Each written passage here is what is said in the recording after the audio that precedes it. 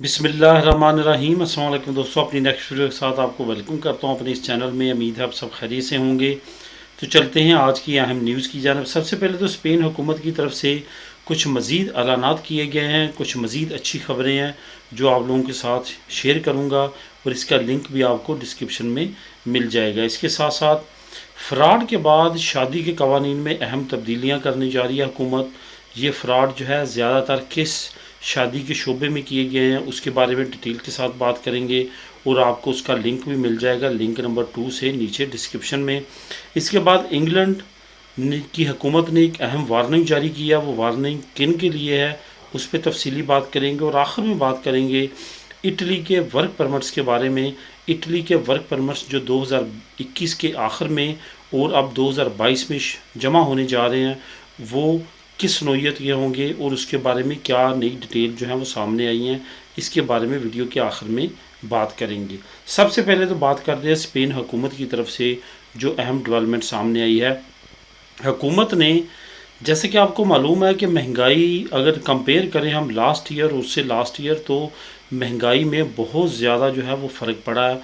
बहुत ज़्यादा महंगाई जो है वो इंक्रीज़ हुई है, जिसकी वजह से इन्फ्लेशन रेट बढ़ने की वजह से जो ज़रूरियात ज़िंदगी की चीज़ें हैं वो बहुत ज़्यादा महंगी हो चुकी हैं और आम जो शहरी है उसके लिए सर्वाइव करना इंतहाई मुश्किल हो चुका है।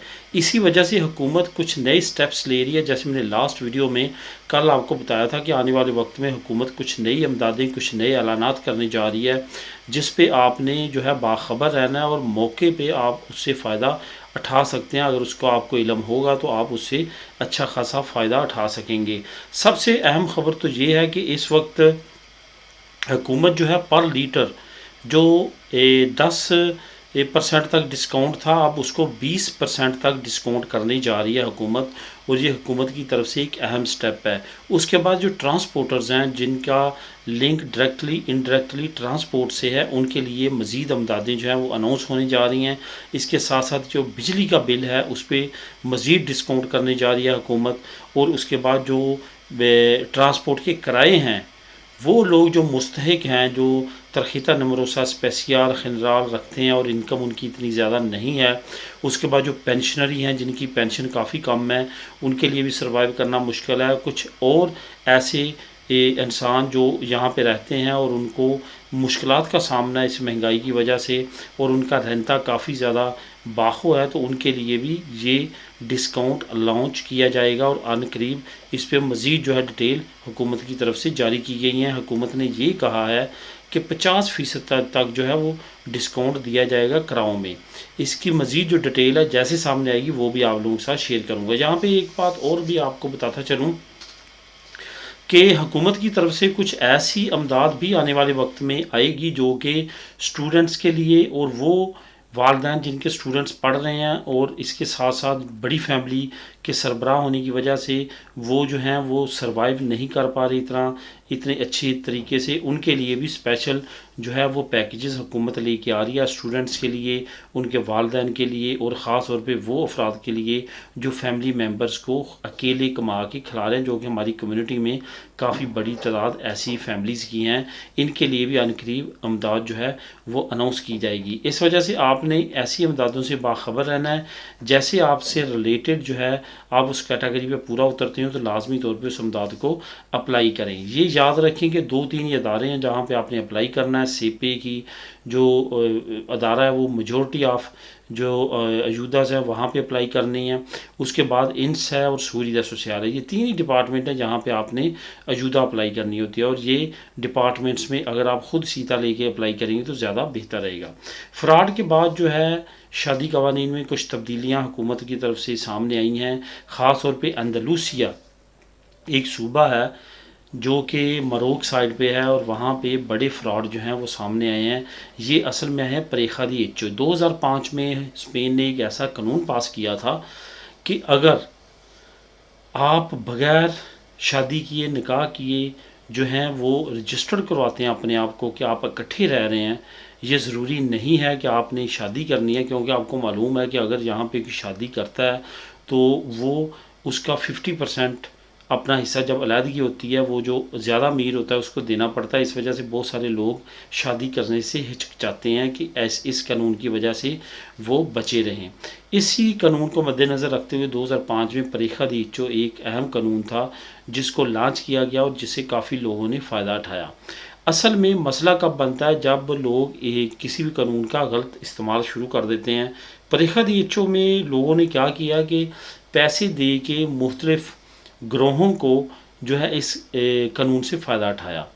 अब हुआ क्या कि बहुत सारी लड़कियां ऐसी थीं जिन्होंने मुख्तलिफ लोगों से पैसे लिए और हर 6 महीने साल बाद डिफरेंट लोगों से डिफरेंट सूबों में जाके जो है वो परीक्षा दीक्षो की और उनसे पैसे लिए।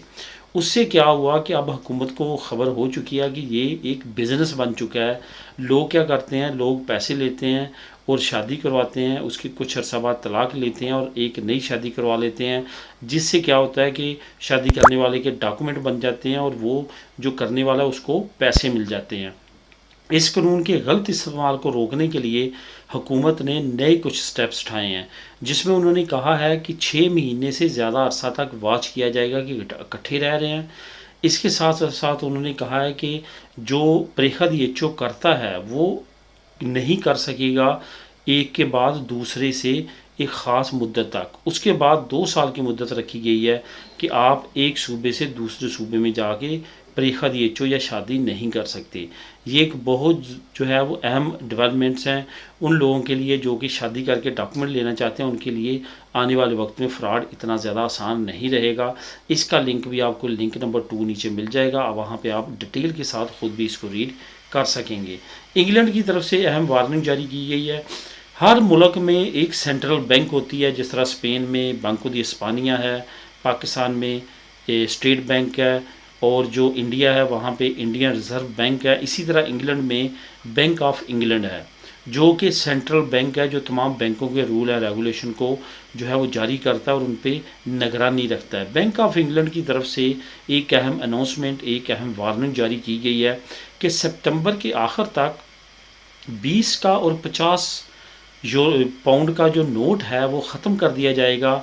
अगर आवाम चाहती है कि उस नोट को वो जो है वो उनको नुकसान ना हो, वो 30 सितंबर से पहले पहले उस नोट को कन्वर्ट करवा लें प्लास्टिक के नोट में। असल में इंग्लैंड में जो नोट हैं उनको प्लास्टिक करेंसी में कन्वर्ट किया जा रहा है। उसकी काफ़ी वजूहात हो सकती हैं, उसमें मैं नहीं जाऊंगा, लेकिन आपको ये बताता चलूँ इस वार्निंग के बाद वो हमारे दोस्त, वो कम्युनिटी के मेंबरान जिनके पास ये नोट हैं जो कि इंग्लैंड में आते जाते हैं और उनके पास अगर पाउंड पड़े हैं ख़ास तौर पे 20 का और 50 का, वो लाजमी तौर पे सितंबर से पहले पहले जो है उनको प्लास्टिक में कन्वर्ट करवा लें या उनको खर्च लें।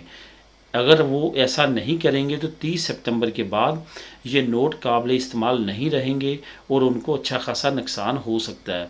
ये अहम वार्निंग जारी की गई है और जब कुछ दिन और कुछ टाइम रह जाएगा हुकूमत दोबारा से इसके बारे में अनाउंस करेगी, दोबारा से वार्निंग जारी करेगी और 30 सितंबर के बाद इसकी जो इस्तेमाल है वो 100% रुक जाएगा। इटली वर्क परमिट्स के बारे में आप लोगों को डेवलपमेंट देता चलूँ कि इटली के जो वर्क परमिट 2021 के आखिर में जमा हुए थे, आपको मालूम है कि उस पर काफ़ी ज़्यादा इंतज़ार किया जा रहा है। इसके साथ साथ 2022 के लिए मैंने आप लोगों के साथ एक न्यूज़ शेयर की थी कि उनकी 30 से 35 अब 70,000 तादाद बढ़ा दी गई है, यानी कि उनको ज़्यादा वर्कर्स की ज़रूरत है इटली को। उसके बारे में भी डेवलपमेंट अनकरीब अनाउंस होगी कब ये फ़ाइलें जमा होना शुरू होंगी, लेकिन 2021 के आखिर में जो फ़ाइलें जमा हुई हैं वो निकलना शुरू हो चुकी हैं। उनमें काफ़ी बड़ी तादाद में रिज़ल्ट्स आना शुरू हो चुके हैं। इसके साथ साथ जो मुख्तलिफ एम्बेसीज़ मुल्कों में मौजूद है उनकी तरफ से भी काम शुरू कर दिया गया है। यहाँ पर आपको ये बताता चलूँ कि काफ़ी दोस्त ये कमेंट करते हैं कि हमें अगर वीज़ा इशू कर दिया जाता है या हमारे दरमियान की थर्ड पार्टी होती है तो हम किस तरह पता कर सकते हैं कि ये वीज़ा असल है या नहीं है। उसका सबसे बेस्ट वे ये होता है कि एक तो आप जो ओरिजिनल लोगों के वीज़े होते हैं उनको देख के आप ये अंदाज़ा लगा सकते हैं। वो ऑनलाइन काफ़ी ज़्यादा आपको मिल जाएंगे, उनको मैच करके, क्योंकि जो फेक होता है उसमें कोई ना कोई कमी रह जाती है, ऐसा नहीं होता कि वो 100% करेक्ट हो। दूसरा, आप एम्बेसी को ईमेल कर सकते हैं उस वीज़े को कि जो है वो स्कैनिंग लगाने के साथ कि आप उसकी कंफर्मेशन चाहते हैं। तीसरा जो है वो आप FIA से डायरेक्टली भी मालूमात ले सकते हैं। अगर आपका कोई जानने वाला रिश्तेदार, कोई यार दोस्त उसका आगे कोई FIA में है जो कि बॉर्डर कंट्रोल उनके ज़ुम्मे है और उनके पास एक्सेस होती है, वो भी ये पता कर सकते हैं कि ये ओरिजिनल है या नहीं है। बाकी कॉमन सेंस से भी आपको काम लेना चाहिए। अव्वल तो हमेशा अपने वीज़े का प्रोसेस तमाम उस तरीके से करना चाहिए कि तमाम प्रोसेस का और तमाम चीज़ों का आपको मालूम हो। आपका पासपोर्ट आपके हैंड से जाए, आप रिसीव खुद करें, तमाम चीज़ें ऐसी हों ताकि आपको इसमें डाउट ही ना हो कि आपका वीज़ा असल है या नहीं है। तो दोस्तों ये थी आज की मालूमात और न्यूज़। मिलेंगे नेक्स्ट वीडियो में नई अपडेट्स के साथ। अल्लाह हाफिज़।